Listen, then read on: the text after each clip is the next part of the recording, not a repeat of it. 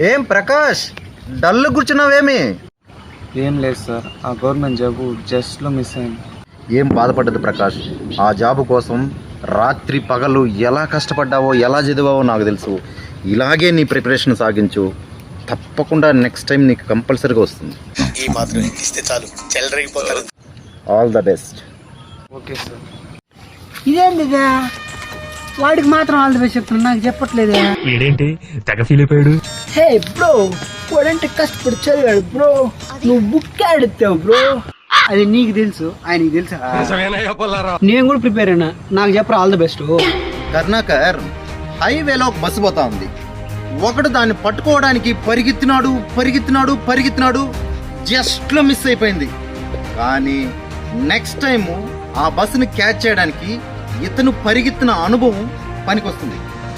ఇంకొకడు ఉన్నాడు, అది పట్టుకోలేమని చెప్పి బెడ్షీట్ కప్పుకొని నిద్రపోయినాడు. ఇప్పుడు చెప్పు, దీన్ని బట్టి నీకేం అర్థమైంది? ఆ ట్రావెల్స్ నెంబర్ ఇటు దగ్గర లేదని నాకు అర్థమైంది.